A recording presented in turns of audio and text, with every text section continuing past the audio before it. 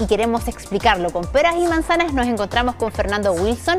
Él es analista internacional de la Universidad Adolfo Ibáñez. ¿Cómo está, Fernando? Buenos días, gracias por estar con nosotros. Hola, buenos días, muchas gracias por la invitación.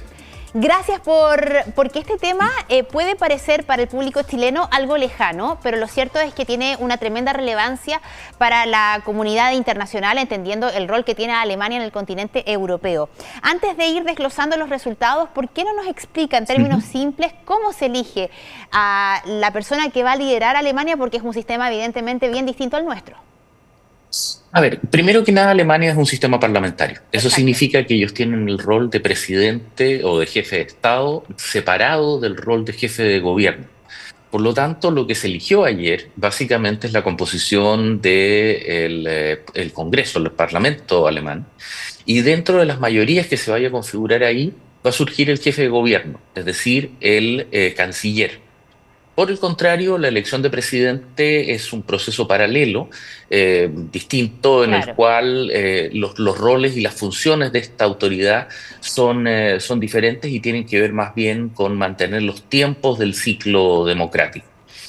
Ayer, en términos prácticos, lo que Ajá. ocurrió fue la derrota de la coalición Semáforo, digamos, liderada esencialmente por el Partido Socialdemócrata y el Partido Verde, los cuales salieron muy perjudicados en la elección. De hecho, el canciller, el jefe de gobierno saliente, Olaf Scholz, Sí. su partido obtuvo apenas el 15% de la votación y el Partido Verde quedó reducido al 10%, al punto que los liberales, el tercer elemento de la coalición, probablemente salga del Parlamento al obtener menos del 5% de los votos. Eso está todavía revisándose, pero claramente quedan en el margen.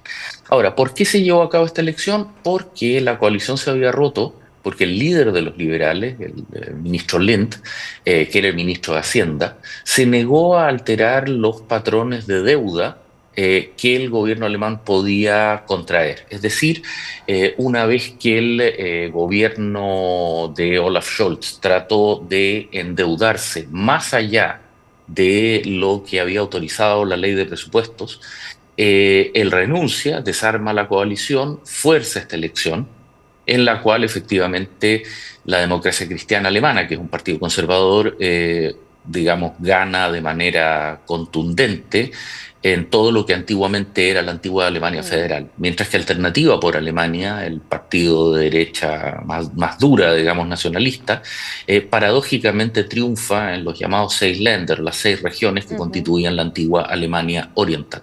Ahora, la elección ya conocemos los resultados, ¿no? Hay varias novedades que eso usted muy bien las explica, pero ahora viene la conformación del gobierno y es quizás el desafío mayor. ¿Cómo ve usted eso a propósito de lo que han dicho los conservadores, que no van a pactar con la ultraderecha pese a ser la segunda fuerza más votada?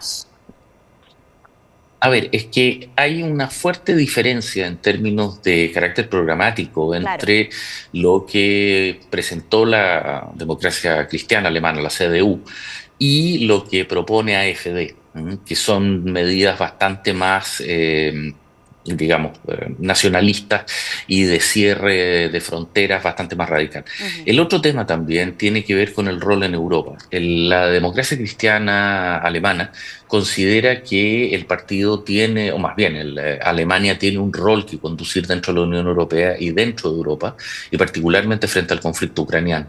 En eso, en general, hay un consenso relativamente amplio, excepto en AfD, que considera que todo el gasto que está siendo destinado a Ucrania debería concentrarse en las Fuerzas Armadas alemanas, para asumir un rol más proactivo y agresivo dentro de lo que es enfrentar a la Rusia de Putin. Es decir, por más que se ubiquen un poco conceptualmente, más teóricamente que prácticamente, en el mismo espectro, la verdad es que representan visiones de mundo que son completamente diferentes, y eso ha llevado a la construcción de lo que se ha llamado un cerco sanitario o Sí, una barrera un cordón, antifuego, claro. digamos, que claro, para precisamente evitar que AfD llegue a posiciones de poder mayores.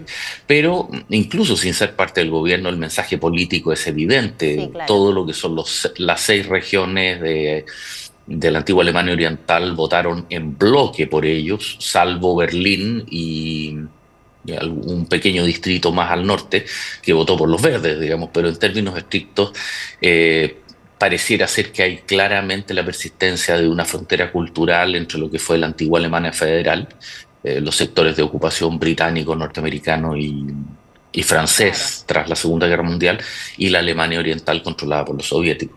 Sin duda. Ahora, ¿qué hay detrás de este auge de la ultraderecha? Porque no, es algo que, claro, se consolida quizás ahora con una elección histórica a propósito de los resultados que obtiene este bloque, pero ya vemos hace rato y en distintas partes de Europa cómo la ultraderecha ha ido tomando fuerza. ¿Qué hay detrás de ello? A ver, es que denominarlas ultraderecha es un poco engañosa porque no ¿Ya? obedece a una lógica política e ideológica. Esta gente no cree necesariamente en un Estado libre, digamos, la iniciativa privada, etcétera, sino que tendríamos que hablar más bien de una derecha nacionalista o incluso ultranacionalista que tiene una visión reactiva y en el caso francés, alemán, incluso británico, fuertemente xenofóbica. Es decir, ellos surgen esencialmente por lo que perciben son las alteraciones de sus modos de vida, por la llegada, en el caso de Alemania, de cantidades masivas de refugiados desde Medio Oriente. Mm, Recordemos que Angela Merkel, durante sus últimos años de gobierno, planteó que podría recibir hasta 1 millón de migrantes claro. desde Libia a través del Mediterráneo y desde Irak, Siria, 1 millón de migrantes al año. Eso ha generado severos problemas, particularmente en los pueblos más pequeños y ciudades más pequeñas, digamos, menos globalizadas, y particularmente en el este de Alemania, que no tenía la experiencia o la costumbre de una vida más globalizada, de una vida más en contacto con un mundo exterior, y por lo tanto se resiente fuertemente.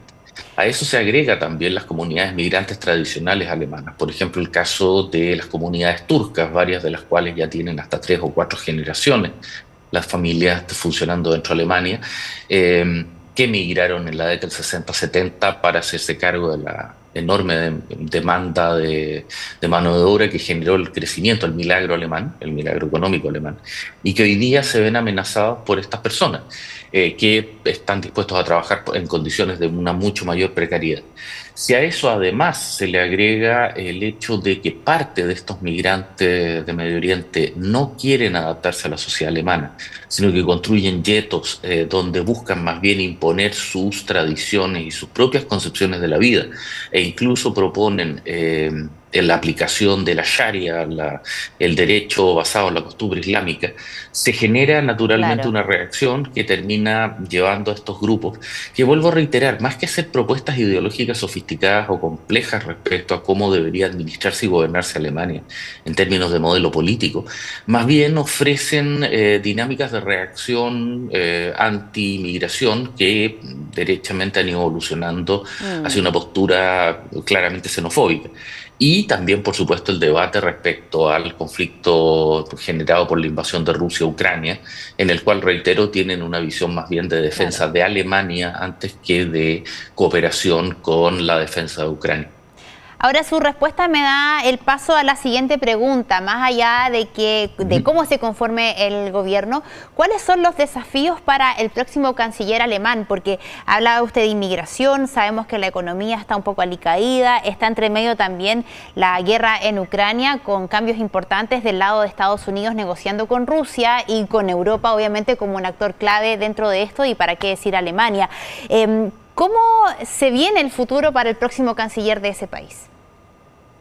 A ver, el próximo canciller, y todo indicaría que debería ser Friedrich Merz, el Mm, líder de la democracia cristiana, debería básicamente, o más bien, él ha planteado explícitamente que busca el establecimiento de una posición de liderazgo clara de parte de Alemania en el funcionamiento del sistema político europeo.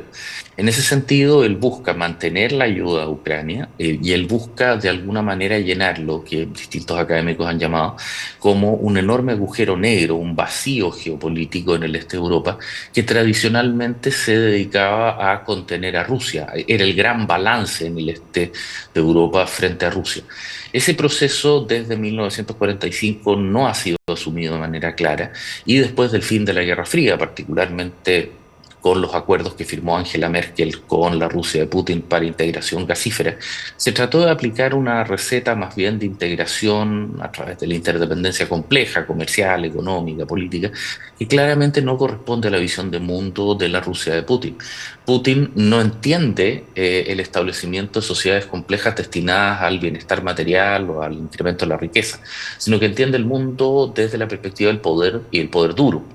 Por lo tanto, mientras Alemania, la Alemania de Merkel, creía que estaban comprando paz a través de comprar gas, Rusia lo que estaba viendo es que Alemania estaba creando una ventana de debilidad frente a Rusia, que, bueno, estalló en el año 2014 con la invasión de Crimea y posteriormente el 2022, hace exactamente ya 3 años hoy día, de la invasión a A Ucrania. Ucrania, claro. Claro, en esa situación ya se hace imposible una coexistencia en esos esquemas y hay que establecer un parámetro, una estructura de poder clara. Merz tiene esa visión, pero el problema es que para formar un gobierno de coalición, es decir, conseguir los 316 votos necesarios dentro del Parlamento alemán, se va a requerir una negociación compleja.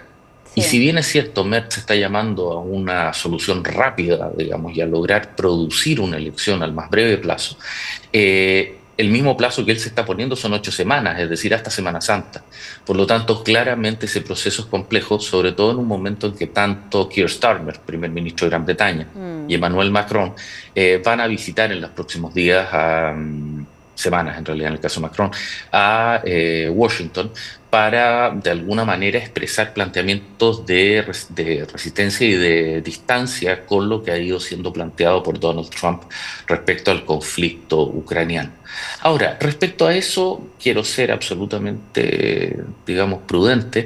Es altamente difícil que la visión original de Trump se pueda consolidar. Esta suerte de acercamiento, de imponerle a Ucrania un acuerdo de paz sin la participación de Europa, en algún momento incluso sin la participación de la propia Ucrania, no solamente ha sido rechazado ampliamente a nivel europeo y a nivel global, sino que incluso dentro del mismo Congreso norteamericano ya hay una serie, hasta el sábado eran 6 senadores norteamericanos que estarían rechazando ese acuerdo. Por lo tanto, el inicio de unas conversaciones de muy largo plazo en relación a Ucrania hacen que más bien lo que haya que hacer son rayados en la arena, el establecimiento de posturas claras y las opciones reales de que una paz beneficiosa para Rusia, una victoria para Putin, no es algo que vaya a ser aceptable para Europa. Europa tiene hoy día el poder económico, le falta la voluntad política. Bueno, Macron, Starmer y ahora más recientemente Merz han expresado que tienen esa voluntad.